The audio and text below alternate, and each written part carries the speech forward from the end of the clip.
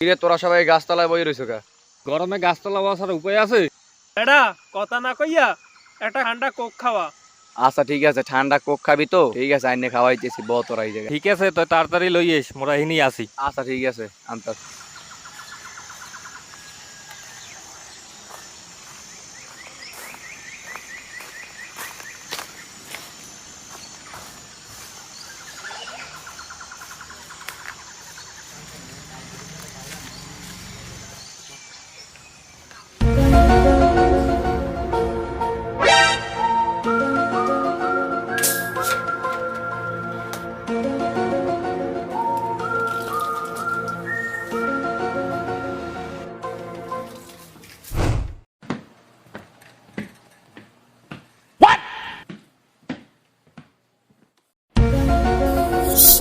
ये साला कर क्या रहा है यहाँ पे?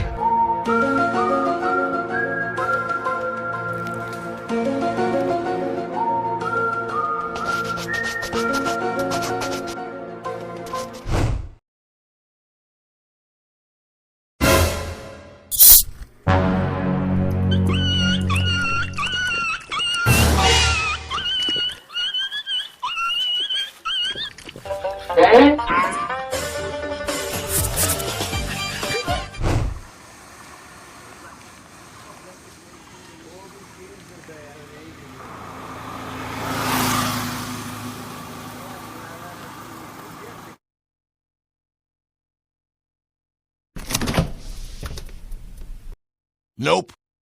Nope. Nope. Nope.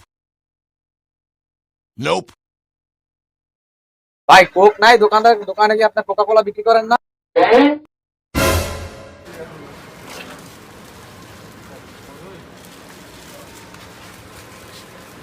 আপনি জানেন না কোকা কোলাকে বাংলাদেশের সর্বস্তরের মানুষ বয়কট করেছে?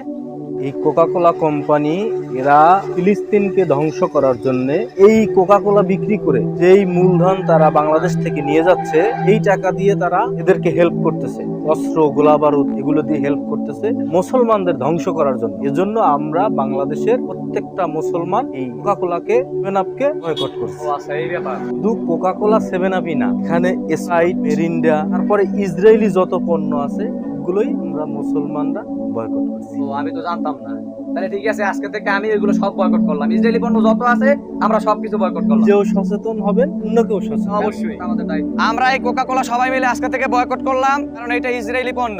আর এর সাথে যেগুলো আছে স্প্রাইট, সেভেন আপ, পেপসি সহ আরো অন্যান্য যেগুলো যত প্রোডাক্ট ইসরায়েলি আছে আমরা সবাই মিলে বয়কট করলাম এবং বাংলাদেশের সবাইকে আমরা চাইবো যে সবাই যেন বয়কট করে। আমরা আজকে থেকে বয়কট করলাম। Boycott boycott Coca Cola boycott boycott boycott.